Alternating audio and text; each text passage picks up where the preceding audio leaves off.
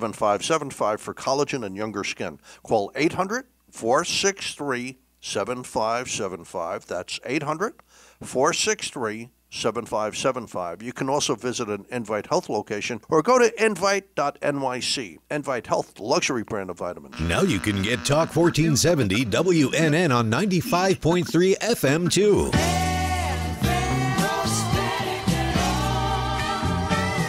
Loud and clear. Health and Wealth Radio, WNN. The opinions expressed on the following sponsored program are strictly those of the host, guests, and callers, and not necessarily those of this station, its staff, management, or sponsors. Are you a family caregiver? Are you caregiving for someone who can no longer take care of themselves? Are you overwhelmed? This is Caregiver Solutions Info with Marcia Teele. Marcia will be hosting an hour of true stories and information, tips and updates of the latest research and necessary information in the caregiving field, focusing on you, the family caregiver. An Alzheimer's disease and dementia care expert, Marcia has 15 years of hands-on experience at Arden Courts, a leader in assisted living dementia communities here in the U.S. Marcia covers everything you need to know as a family caregiver, especially if you care for a loved one with Alzheimer's disease or other related dementia or chronic illness. If you have a friend or relative that is also a family caregiver, call them now. They won't want to miss a minute. And let them know they can watch on caregiversolutions.info. And they can listen on WNN 1470 AM in South Florida or nationally on the iHeartRadio app. Now, sit back, relax, and learn from our host, Marcia Teele, as she brings information to you that may just be the caregiving solution you need.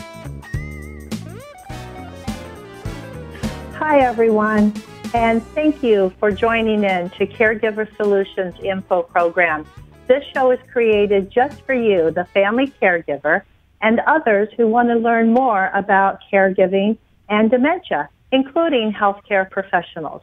I'm so glad that you joined us, whether you're listening on local radio or joining us on the internet, anywhere the internet is accessible. And that website is caregiversolutions.info. In South Florida, we're on 1470 AM and 95.3 FM. So however you're joining us, thank you for doing so. We have another great show for you today. I'm actually broadcasting live from Raleigh, North Carolina, and my guest today is in the studio, and she's with us in Boca. So we're bringing the show to you from different locations, and I'm so glad that she is with us today because she is a wealth of information, and I want to just get right into it today and welcome Jennifer Fitzpatrick. Hi, Jennifer. Hey, Marcia. It's so good to see you. Great to see you, too. Thank you so much for having me back. Well, it's been about a year, and we talked about a lot of things, but I want to introduce you to our audience because you are such an expert in this field of dementia and caregiving. As a matter of fact, you have your master's in social work. You are an author. You're a gerontologist.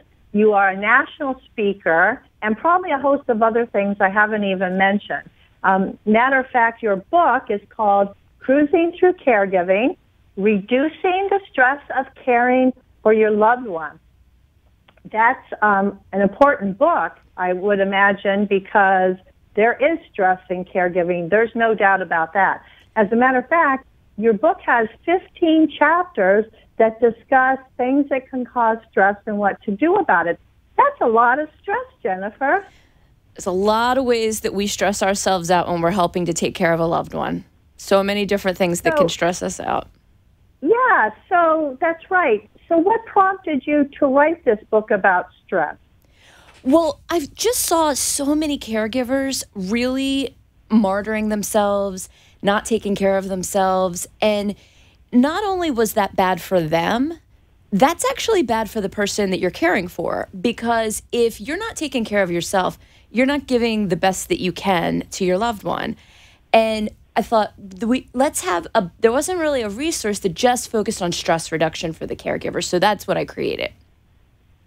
Wow. So tell me a little bit about why you decided to become a gerontologist. Was there any experience in your own life that maybe you witnessed about caregiving? Yeah. Well, I had wonderful grandparents, and they were a big influence on my life. So I always grew up loving older adults. And there was an opportunity when I was in high school to get a job working at a nursing home, and not really working directly with the residents, but more doing paperwork and back when we used typewriters, I did typing and things like that nights and weekends. And I really liked working in that environment and meeting the residents and meeting the families. And one of the things that I noticed that back then, when I was 16, a long time ago, was that families were always so stressed out.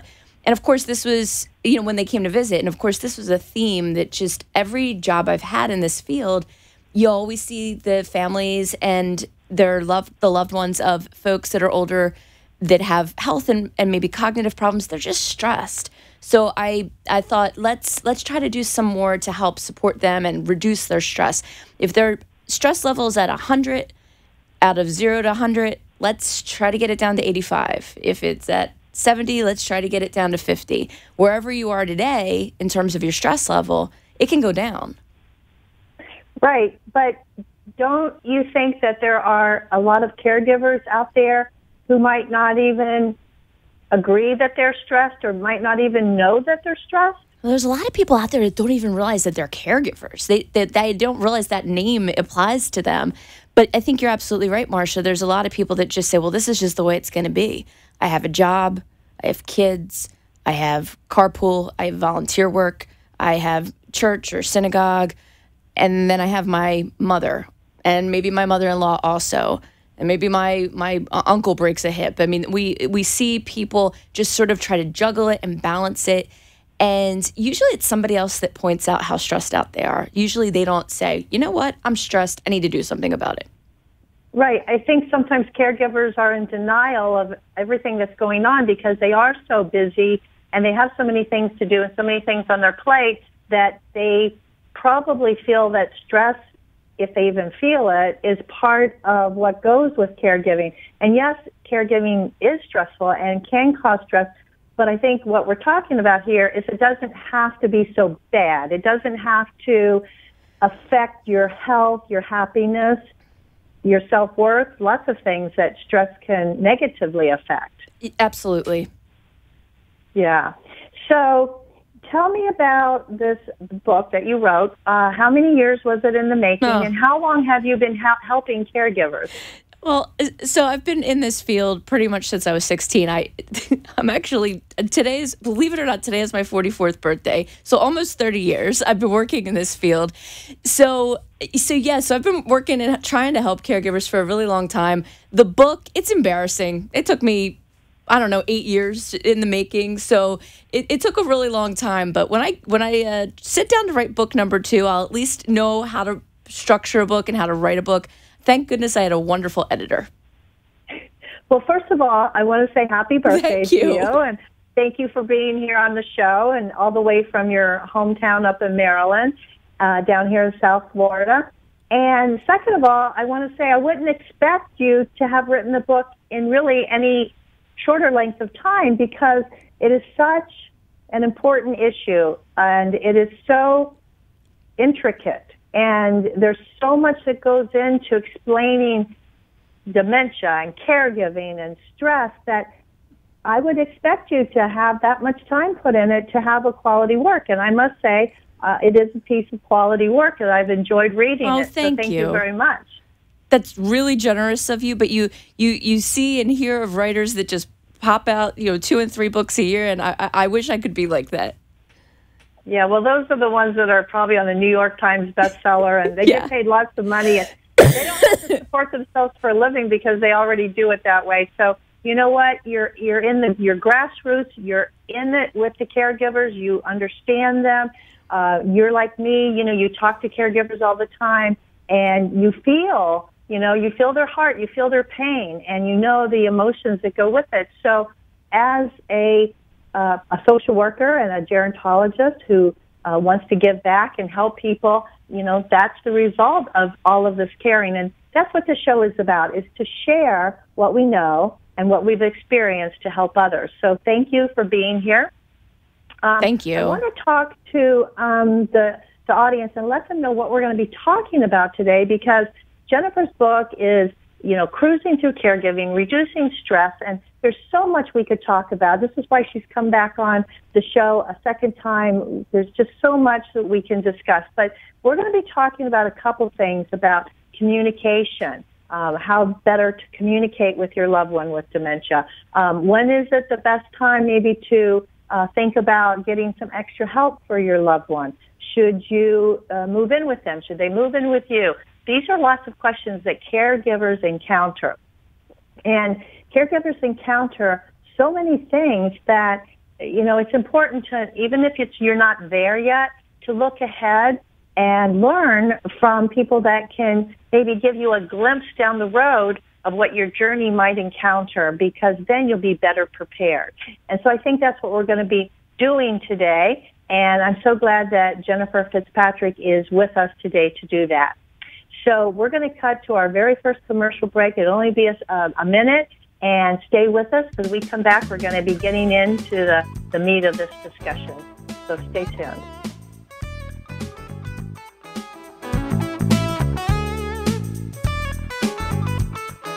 Arden Courts is not just a place to live, it's a place to call home. Residential living combined with quality caregiving. This is the philosophy behind Arden Courts. Communities created exclusively for individuals with Alzheimer's disease and related dementia who would benefit from a safe and structured environment.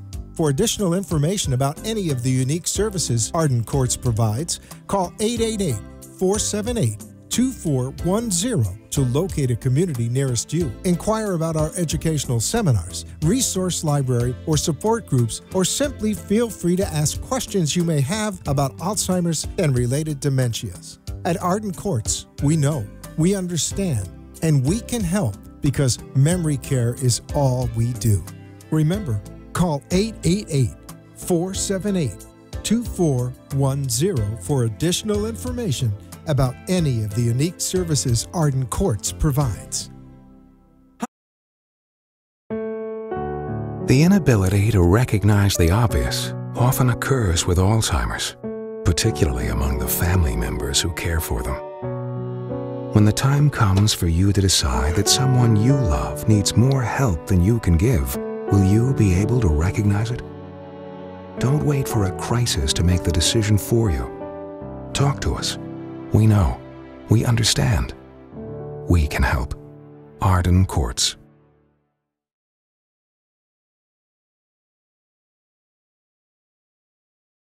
.info. If you have a question or wish to share a story, call into the show at 888-565-1470 and talk with Marcia.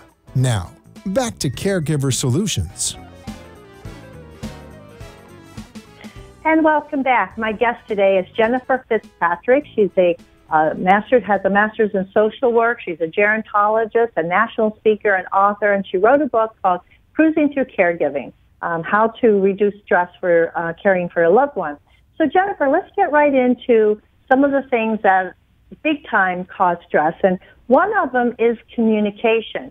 Sometimes it's really difficult for caregivers to communicate with their loved ones, especially when someone is exhibiting, dementia. They have maybe a disease like Alzheimer's disease or some other type of dementia where they're not really communicating that well for lots of reasons. They maybe lose their words, or they don't know what they're trying to say, or they do know, but they can't get it out. And communicating is really hard, and there's easier ways to teach a caregiver how to do it to make life a little easier. I know that in your book you correlate communicating with someone with dementia as if you were traveling to different foreign countries. Yeah, I'd use that. I'd like to hear more about that. Yeah, I use that analogy about traveling to different countries about dementia communication. So for Alzheimer's, for example, you've got the early stages, the middle stages, the late stages. In the early stages, for example, you've got somebody who maybe is forgetting the day of the week that it is, or the year. I'm sorry, the year that it is. They might be don't worry if you're forgetting the day of the week. We all do that. But if you're forgetting the year that it is, or if you're forgetting something really important, like maybe your granddaughter just told you that she's having twins, and you forget that. Middle stages, we start seeing person has more hallucinating, delusions, wandering. Later stages, the person has very little skills to take care of themselves, bathe, dress. They really are very dependent on the caregiver, but they maybe don't even have any words at all left, that maybe they're just communicating a little bit by noises or by touch. And in the mid stages, of course, the delusions and hallucinations can really mess with communication, because sometimes they're talking to people that maybe aren't there, or they're thinking things that are very untrue, very false beliefs.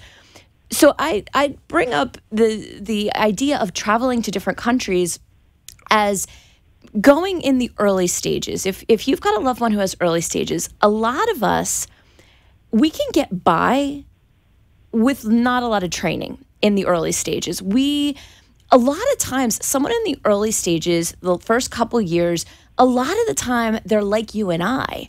So they're going to have lots of moments and days where they remember what year it is. They remember who the president is. They remember that they live in Florida. And then, of course, they have days that they don't. And so I say that would be like right now, if I said to you, the listener, wherever you are right now, I'm coming to pick you up. A car's coming to get you, and we're going to drop you off at the Fort Lauderdale airport, and we're going to fly you to Ireland. And if you have done no preparation, you're going to be okay around Ireland, because that sounds like fun. It doesn't sound scary. Right.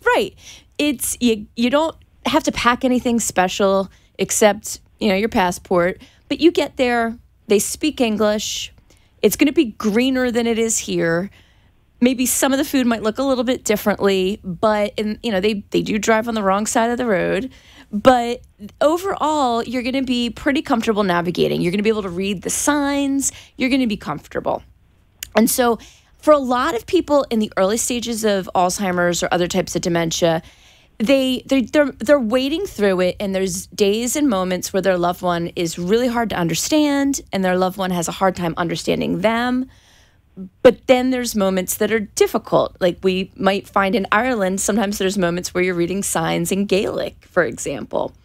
So that would be early stages is like Ireland. You can get by without a whole lot of training, but we would want you to do a little prep, just like if you're going anywhere out of the country. So it's like maybe early stages where the person with dementia could actually fool you, too, that you wouldn't even know necessarily that they had any memory loss until it kind of exhibited itself, and things could be somewhat normal until it's not. So like going to Ireland could still be like going home until, something happened out of the norm, right? That's right. So often people in the early stages, we have a lot in common with them. Those of us who don't have dementia, they can hold a conversation, and this is why a lot of families really struggle. Let's say you're taking care of your husband or your wife, and your adult kids live in another city, and you go to visit them, and your husband seems fine, and your kids are saying, he seems fine. What I don't know what you're talking about.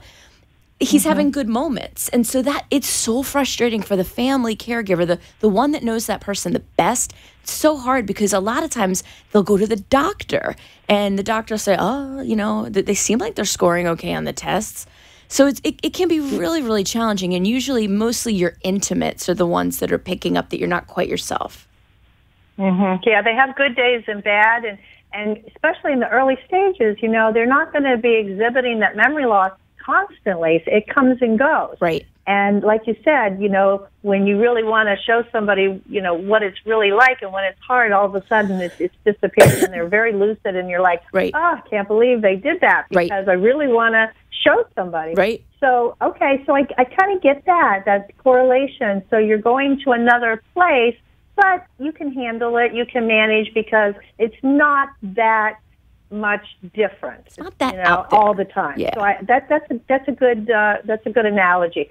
what about other countries? Do we have other problems? I suggest that in cruising through caregiving, I talk about Italy. So I have a car come pick you up and you go to Italy. Now, a lot of us, if we're going to go to Italy, we're going to get out those Rick Steves books, or we're going to be doing research online to maybe learn a few words in Italian. We're going to learn a little bit about their customs, because one thing in Italy is they don't sit right next to each other. They have less personal space issues. Like we in the U.S. like a lot of personal space, and we like our turf. In Europe, they're a little bit less worried about that. So there's some things that are different. So you would want to read a little bit, but let's say I put you on a plane tonight, you're going to Italy. And let's say you're going to, say, Assisi or Cortona, one of the more rural areas. You're not in Rome or Florence, so it's more touristy. You're going to encounter not so many people that speak English. I know we Americans love it when everyone speaks English, but we want them to speak our language. But in those rural areas, they really aren't. Most of the folks, they're not going to be speaking English. And so we have to learn a few words. Yeah, because we get a little nervous, because how am I going to know, where the bathroom is? Right. How am I going to know where to go to get, something that I might need to buy? And how am I going to ask somebody? And I'm worried about a lot of things if I'm over there and I don't speak the language, and I don't know where I'm going, because I've never been there before. Right. Well, so it's going to be more challenging than Ireland. But that said, some things are going to be familiar. The food's going to look familiar to many of us. If you took a Romance language in high school, you're going to pick up some words here and there. So you're gonna be okay, but it's gonna be more challenging. And I liken that to the mid stages. You want to do some studying before your loved one gets to the mid stages of Alzheimer's. You want to go to some educational programs. You want to join a support group. You want to talk to other family caregivers, because when your loved one enters mid stage, it's going to be, whatever. Maybe you're a listener and you speak Italian. But what if we dropped you off in France, or we dropped you off somewhere where you really don't know the language? You're going to be using a lot of body language. You're going to be looking, how friendly is that person's face? Could I approach them and try my broken Italian? Would they be open to that? Because in the mid stages, your loved one is trying to still speak the way you and I speak, but they're just not able to all the time. And so we're the ones that have to adapt. We have to adjust and say, all right, I'm going to read his face. Does he seem like he's happy? Does he seem like he's nervous? Does he seem like he's comfortable? I've got to do some detective work. And I also have to be more mindful that things that I say, I got to talk slower. I've got to I got to use declarative sentences a little bit more, maybe more than questions. So we have to adjust and maybe study a little bit. Okay, so that makes sense. Get prepared. Just like you're getting prepared to go on a trip to a country that you don't know much about, you're going to get prepared for what's ahead of you on your caregiving journey. Makes total sense. It really does. That's going to reduce our stress a little bit better, because we are prepared, and I think that makes perfect sense. Yeah, so what happens when someone continues on the progressive path and they're in the later stages that you mentioned? How are we going to communicate better with them, and what country could we kind of compare that to? Late stages, we get to Yemen. I use Yemen as my example. Yemen, if I put you on a plane to Yemen this evening and you have not prepared, you are going to be in big trouble. Because Yemen, first of all, the State Department has warnings about going to Yemen. So you really want to make sure that you have your ducks in order if you're going to Yemen. You need to learn maybe some Arabic, which most of us don't have a familiarity with. You want to be cautious about the way you dress, particularly if you're a female. There's a lot of different customs there. Body language that we might use, Marcia, you brought up the example of if I need to go to the bathroom and I'm looking for a bathroom. A lot of us might cross our legs in Italy to say, oh, how do I get to the bathroom? I do that gesture.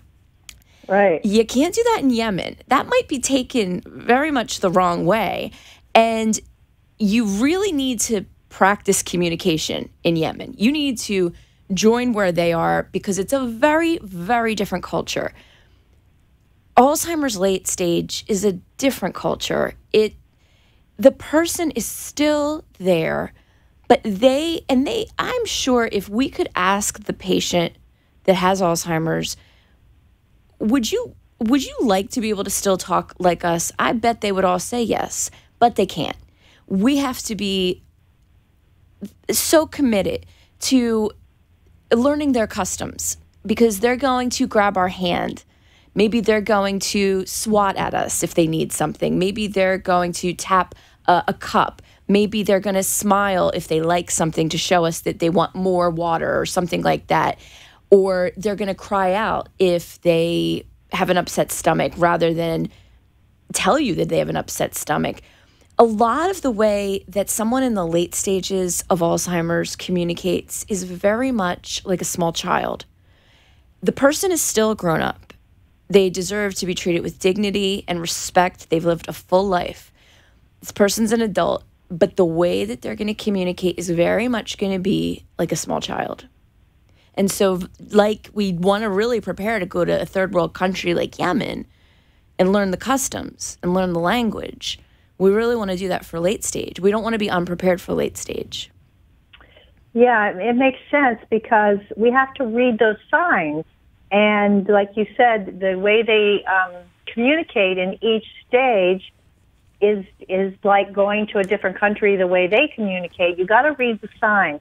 And someone in a stage where they get so frustrated because they can't tell you what they want to say, you don't understand what they want to say. I mean, they could get actually aggressive, assertive. They could get combative. They could throw things at you. They could grab you. They could hit you.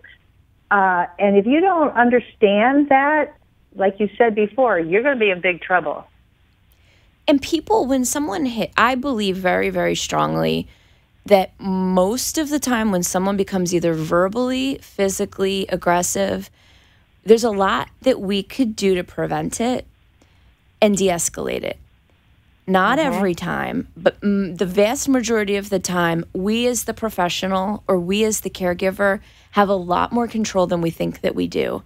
And it's about understanding your loved one's cues. It's about looking at what is there something in the environment that's upsetting them? Are they physically not feeling well? Are you giving them too much attention? Maybe they want some time alone, or maybe they want some attention. And these are things that all of us who don't have Alzheimer's take for granted. I can say, I'd like a little time alone. Or you can say, I have a headache. I don't really feel like talking right now. These folks that are struggling with dementia, they're just using what they have to try to get their needs met.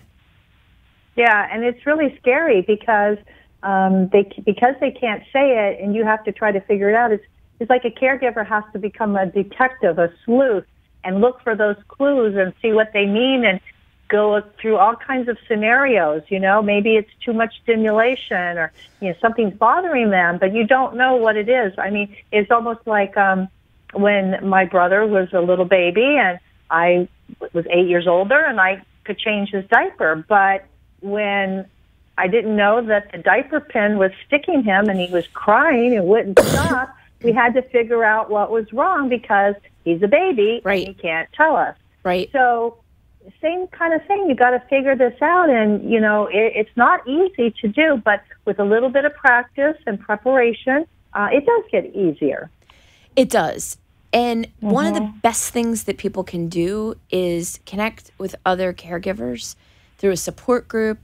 I'm sure Arden provides support groups or can connect folks with support groups. Excuse me. You and I as professionals, we can say all this, and hopefully people are listening and they say, oh, that's good advice. But I think the most powerful training that you can possibly get is from a peer, someone else that's going through it with their spouse or their mom or their aunt, and they say, I've been there. I've been there trying to correct my mom or try to tell her to calm down when she gets upset. And you know what? I've learned from that. And here's what I do differently. Here's how I call it in cruising through caregiving. Here's how I course correct. Here's how I do things differently so I have better communication with my loved one. Yeah, absolutely. Because, in caregiving, it's not black and white. There's no one right answer. What works for somebody doesn't work for somebody else. And you might find that the simplest thing or the silliest thing works in a situation. Right. So, wherever you get the information, if it works, then, go with it, because there, like I said, there is no one right answer for all situations. And I think that's the big takeaway there, so caregivers don't have to feel like, I'm doing something wrong. Well, if it's working, you're not doing something wrong, as long as it's safe, That's right. That very, very good advice. Right. We're going to go to a commercial break. So when we come back, Jennifer's going to share more of her caregiving advice and tips. So don't go away.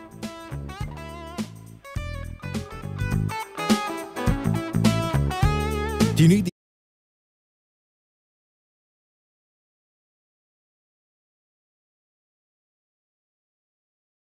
Feelings of depression, isolation, and frustration are common among persons living with Alzheimer's or related dementias. It's common among those who care for them, too. It takes a lot of patience and courage. It also takes knowing when you can no longer do it alone. At Arden Courts, memory care is all we do. Talk to us. We know. We understand. We can help. Don't let guilt keep you from making the right decision. Visit arden-courts.com. Arden Courts follows equal housing opportunity guidelines. Somewhere at the corner of bewildered and confused is a lost mother, a father, a sibling, a grandparent. Wandering is a common symptom of Alzheimer's or related dementias and can often make those who care for a loved one feel just as lost. If you're looking for a place that's safe and secure, look to Arden Courts. Memory care is all we do. We know, we understand, we can help. To learn more, visit arden-courts.com. Arden Courts follows equal housing opportunity guidelines.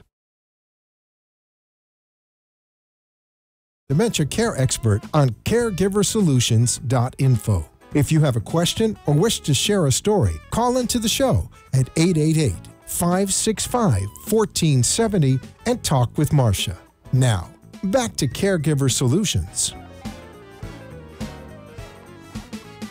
And we're back, and my guest today is Jennifer Fitzpatrick. She wrote a book called Cruising Through Caregiving. It explains about caregiver stress and what to do about it. And we've been talking about caregiver stress. And Jennifer, you've got some great tips and advice. But there comes a time in every caregiving situation, especially if it's not a spousal situation, if it's an adult child or a grandchild maybe, a friend, some other person who's not getting paid to be a caregiver, they start to think, maybe it might be time that they move in with me. Maybe I should move in with them, or maybe that's not a good idea at all. There's so many choices and so many options. How does somebody decide? What's your take on that? So often, especially adult daughters, or even in sons sometimes, but a lot of daughters and daughters-in-law, nieces, wow, this person really needs more care. Let's move him in, or maybe we move to be with her. And I have a whole chapter I devote in Cruising Through Caregiving about this. Think really, really hard before you do that, because in some cases it works out beautifully. In other cases, it's not a good idea. One thing you want to think about is, what if the person has dementia? What's the plan? Because if you're going to go to work, who's going to be with that person? They're going to get worse. They're going to, as the disease progresses, be more at risk for wandering. Are you going to be home all day, or is somebody going to be home all day? What about when you use the restroom or take a shower? Somebody can walk out of the house. So what are the plans that you're having in place if you're bringing that person who has dementia into your home? And a lot of questions to ask before you even, decide to do that. A lot of questions, because there's pros and cons with everything. I mean, we know that 60+% of people with dementia will wander at some time. And do you want to take that chance that, the 40% that they won't? And while you're, like you say, taking a shower or running to the store, there are a lot of consequences, because if someone is moving in and you're the only caregiver there, and like you mentioned, if you work, well, when are you going to sleep? Because you can't sleep and still keep an eye and an ear open to see if your loved one is getting up and wandering around the house and getting in trouble, right? Right. And maybe there's folks listening and saying, well, my loved one doesn't wander. There's always a first time. And when you see a silver alert on the highway, that's what's going on most of the time. Somebody with dementia has driven away or walked away. Or I worked with a client once who he would try his key in the wrong house in his neighborhood. He was really upsetting his neighbor because they didn't really understand the disease. So have a plan. What's the plan? Is she or he going to really be better off living with you? Are you looking to bring in like one of your sponsors, like senior helpers or somebody like that? Or do you have somebody that's going to stay with them? And people say, oh, I'm just running to the store. Well, again, no disrespect to the person with dementia, because they are a grown-up. They should be treated like an adult with respect. But would you leave a small child home? Honestly, in some cases, I'm not advocating leaving a small child at home, by the way. But in some cases, a small child is better equipped to be left home alone, because he or she could even call 911. Sometimes so again, I'm not advocating you do that, but a 4 or 5-year-old a lot of times has been trained to do that. A person with dementia maybe doesn't even remember how to do that, how to dial a phone. So if you wouldn't leave a 3, a 4, a 5-year-old at home, hopefully no one would do that. But if you wouldn't, really think twice about leaving somebody with mid-stage Alzheimer's or dementia at home. Yeah, their judgment is so impaired, and you never know what they're going to be doing, and it's too risky. Or fire. Yeah. I mean, there's so many things that can happen, and so moving in can work out beautifully. And I think it can work out really well. The bottom line is, and Peter Rabins is actually quoted in my book, the author of the 36-Hour Day, and he says people don't realize how physically dependent their loved one is going to become on them. Most people cannot take care of their loved one through the end at home. It's just too taxing.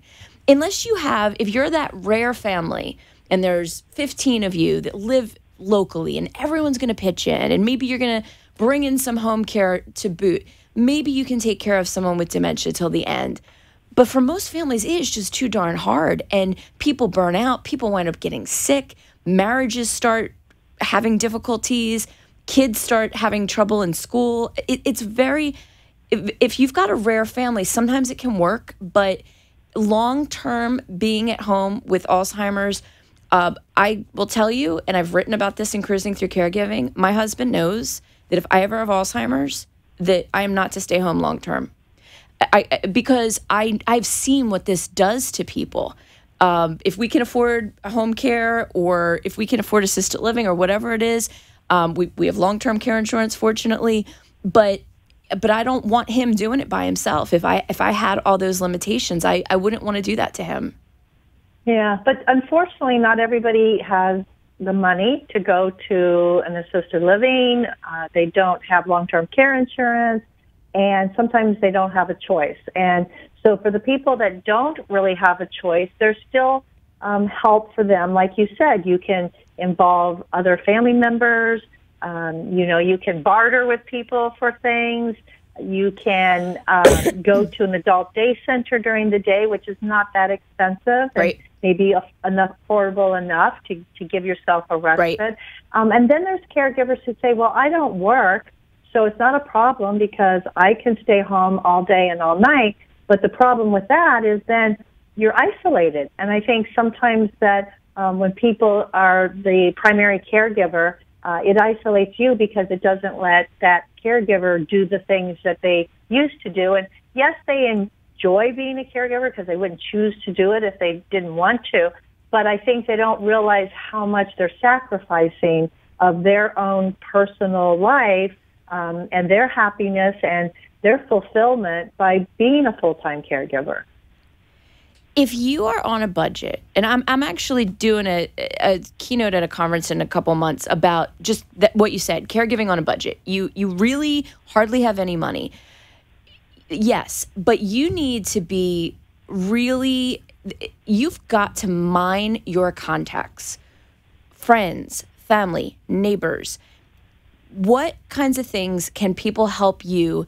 A lot of times the person that's overlooked is, like, let's say it's your mom that you're caring for. Who are her friends? Who are the people she went to church or temple with? Because a lot of times they're willing to do something. I'm not saying that they're going to be the ones that want to come over and bathe her if she's in the later stages, but maybe they can sit with her while you do go out to an exercise class for an hour. But mine your contacts and look at everybody who loves you, everyone who loves your loved one, and ask for help or appoint somebody else.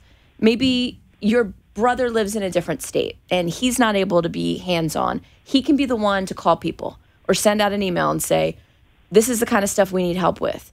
Is anybody willing to help? These are the tasks. What I see happen a lot, Marcia, is when people are doing it at home and they're doing it alone, sometimes family and friends will say, can I help? What can I do? And I'm sure you see this also. And they're not prepared with anything to say. And have something to say. Write down a bunch of tasks and be willing to accept money. If someone's willing to, if you've got a family member who's willing to pay for you to get your yard mowed, so that's something you don't have to do because you're breaking your back caregiving, let them pay for your yard to get mowed. Because they're glad to do it. They want to do something to help, and it makes them feel good to actually, give to you because it makes them feel like, gee, I can't, do a lot, but at least I can do that. And then it's good for everybody. Absolutely. But it's not just because you don't have a lot of money, do not fall into martyr syndrome. Yeah. And so I guess the takeaway with this is don't automatically assume that you're going to be moving in with a loved one or they're going to be moving in with you when the time comes, because without doing the research and having the master plan, you could be in for a lot of big surprises. Yeah, just think it through. And if your loved one doesn't have dementia, sometimes it's great. It's you actually have a win-win. Like, for example, I've worked with clients over the years where both of them are contributing to the household expenses, like the daughter and the mom, or mom is helping with babysitting even. Maybe she has some health issues that, she needs a little bit of your help with, but she is glad to play with the kids when you're cooking dinner. So sometimes it can really be a win-win, and it makes that person who you're providing care for feel like they're contributing. So there's a whole checklist in Cruising Through Caregiving about, is this a good idea or not? And I just want to mention that Cruising Through Caregiving is actually at the Boca Raton Barnes & Noble. Awesome. That's good to know. We're going to go to our last commercial break, so we'll be right back with more from Jennifer. Stay tuned.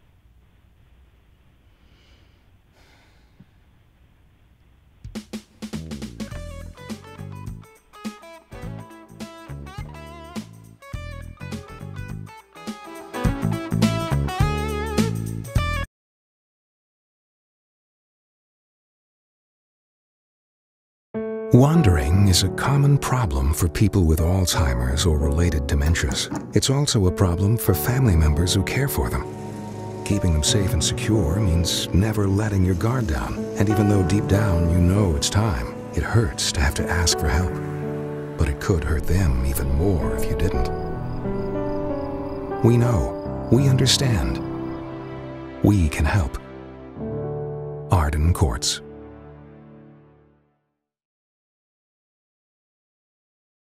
Feelings of depression, isolation, and frustration are common among persons living with Alzheimer's or related dementias. It's common among those who care for them, too. It takes a lot of patience and courage. It also takes knowing when you can no longer do it alone. At Arden Courts, memory care is all we do. Talk to us. We know. We understand. We can help. Don't let guilt keep you from making the right decision. Visit arden-courts.com. Arden Courts follows equal housing opportunity guidelines.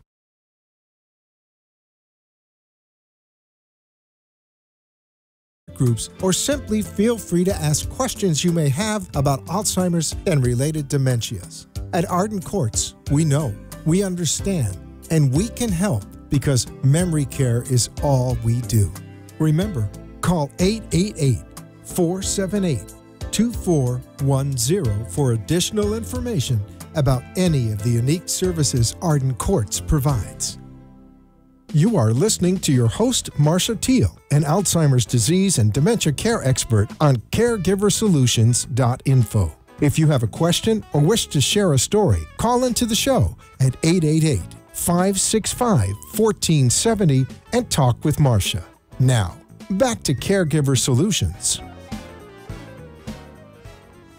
I want to take this opportunity to thank our national sponsor, Arden Courts Memory Care Communities, for making this show possible all across the world, actually, anywhere we have internet access, and we're touching lots of lives, and we're glad about that. Arden Courts is there for you and as a resource, not only for your loved one who has memory loss, but as a resource for you, the caregiver. And they'd like to offer you a free resource. It's called the 36-Hour Day Book. Jennifer, our guest, has referenced this book a couple times in our talk today. And this book is available to you absolutely free just for the asking. It's a wonderful book written by Dr. Peter Rabins and Nancy Mace. And it's considered the caregiving go-to book for many, many years. It's in the 5th edition. And this book is yours for free. All you have to do is call the toll-free number of Arden Courts. Let them know that you heard about the offer on the Caregiver Solutions Info program, and they'll be happy to get your name and address and make sure they mail a book straight to your door. So call the toll-free number of 888-478-2410 and let Arden Courts know that you'd like a copy of the 36-Hour Day Book. It's a great resource. I highly recommend it, and you'll want to have one in your family if you are caring for someone with memory loss, related dementias, including Alzheimer's, Parkinson's, frontal temporal lobe, any of the dementias. You'll find information in this book about it. So go ahead and call them anytime. They're there to answer the telephone and be happy to get that to you. My guest today is Jennifer Fitzpatrick. She has also written a book, and I have a copy of it right here. It's called Cruising Through Caregiving, and it is reducing the stress of caring for your loved one. And it's an awesome book. It's 15 chapters.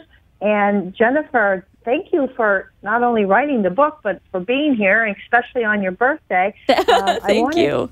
I wanted to ask you, we have this last part of our section right here.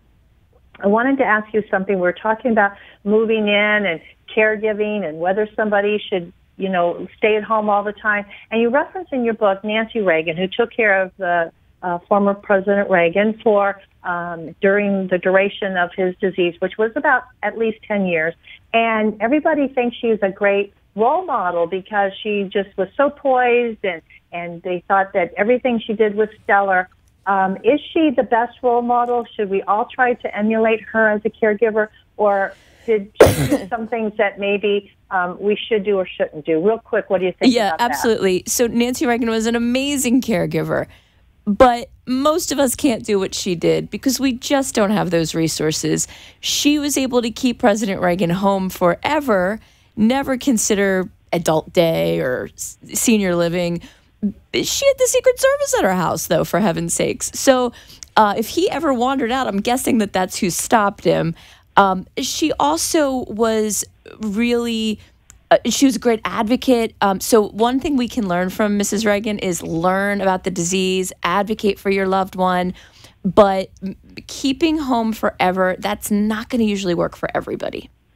Yeah, it's not real practical because we don't have the resources a normal person with at our fingertips with all the aides and the Secret Service all of the resources that she had. And I know she also didn't want him to go out in public, and that's not good for him or for her, because he's probably missed out on a lot of social interactions. But I wanted to bring that up because everybody kind of took notice when they came out and said that President Reagan had Alzheimer's, and I think that it made it so much more public, and everybody sort of like, wow, the president has this, and it made a lot more people aware of the disease. She did a great thing by helping people understand it and trying to reduce the stigma. Yeah, and she was very, very adamant about keeping him at home. But again, caution caregivers, unless you have the same type of resources, it's probably not going to happen, not going to be a good idea. And I always advocate for home until home is not the best idea. Sure. I think home is great. Everybody wants to be home, but don't make a promise that you can't keep by saying we'll keep you at home forever. We'll keep you at home until we can't do it anymore would be a better promise. I think that's a much better promise, Marcia. Yeah, I think so too. So, Jennifer, one of the things that you do, besides coming on radio programs and talking to us and caregivers for caregiving tips and all this great information about reducing stress, is that you also travel the country. And I know that when you travel the country, you're out there giving seminars and speeches, helping caregivers all over. I think there's one coming up, when is it, tomorrow, that maybe someone could attend if they'd like? Yes, tomorrow I'm doing a program at 3 o'clock here in Boca Raton, and it is all about interpreting your loved one's behavior. So behaviors as communication. We talked about sometimes the person uses behavior to tell you what they need. So that 3 to 4 o'clock, and if you're interested, it is free and open to the public. The phone number to go to that program is 561-989-9945. And then on Thursday, I'm doing a program for professionals, and that will be 8:30 registration, and then 9 to 12:15, and that is all about aggressive behavior in dementia, how to prevent it, how to handle it. And that offers continuing education credits for social workers and case managers.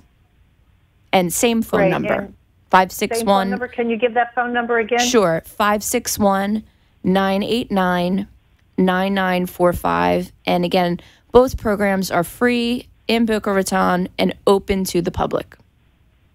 Yeah, it's so very important for caregivers to attend seminars when they're available and they're free. There's no reason, not to go if you can. And also for healthcare professionals, I think it's great that you're educating them on these aggressive behaviors and how to handle them, because these professionals come from all walks of healthcare, whether they're nurses or social workers or hands-on, aides or whoever it might be. It's very, very important for education for everybody. Right. We can't ever get enough education, and I'm all for that.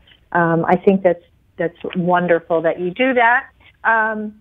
Before we go, if somebody wanted to get your book, you mentioned that Cruising Through Caregiving is at the Boca Raton Barnes & Noble. How else may someone get it, and how could they contact you if they would like to discuss other things about caregiving? Sure. So the book is available on Amazon, of course, Amazon.com. And it is also, to get in touch with me, cruisingthroughcaregiving.com or generationshealth.com. And generations is spelled with a J. So generations with a J, generationshealth.com. And I'm available on pretty much all the social media outlets, Facebook and LinkedIn, and just connect with me anywhere. So they can find out possibly where your other seminars are going to be located, and if it's in their area, they could sign up and go to it. Absolutely. Great. I think that's good. So in closing, I just want to, bottom line, stress for caregivers. What closing remarks would you leave with us, Jennifer? Wherever you are today when you're listening, if you are saying on a scale of 0 to 100 that your scale is, you're at 110 or 150, we can help you pare that back. Get help somewhere. Call the Alzheimer's Association. Call Arden Courts. Call one of our sponsors like Senior Helpers. Get some help. Go to a support group. Talk to your doctor and get a referral to talk to a counselor. Reach out to somebody to get some help, because wherever you are today, there are things that you can do. But getting some help and not doing it by yourself is the first step. You know, I think so many caregivers feel alone in their caregiving journey, and they don't realize how many wonderful resources are out there. All they have to do is take the first step, pick up a phone, make a phone call, and people are willing to help, and people that understand and care and want to be there. So, don't go it alone, caregivers. It's not meant to be a one-person job. No. And I think that's the whole crux of the story, is the stress that you're having. There's ways to reduce it. Go get Jennifer's book at the bookstore, because you'll want to read every single chapter. You don't have to read it from front to back. You can pick whatever chapter might be your situation right now, but whatever it is, it'll work for you, and it's a wealth of information. And I want to thank you, Jennifer, again for being here. Jennifer Fitzpatrick, gerontologist, author, national speaker, social worker, extraordinaire on caregiving. Thank you again for coming down to the Boca radio station and doing the show with us today. And I want to thank the audience for tuning in. Where to next, Jennifer? We're back home to Maryland. Yeah, so after I leave doing the presentations this week. I will be back in Maryland and speaking and trying to help as many caregivers as possible, just like you are. Awesome. Well, we're in our third year here at Caregiver Solutions Info, and thanks to wonderful people like you and actual caregivers that come on to the show and tell their story, we're able to, give that information that caregivers know and can relate to. It's very, very important. Thank you so much for having me. My pleasure. Until next time, we'll see you same time, same place. But in the meantime, don't forget, give somebody a hug, because they need it, and so do you. Take care, and we'll see you then.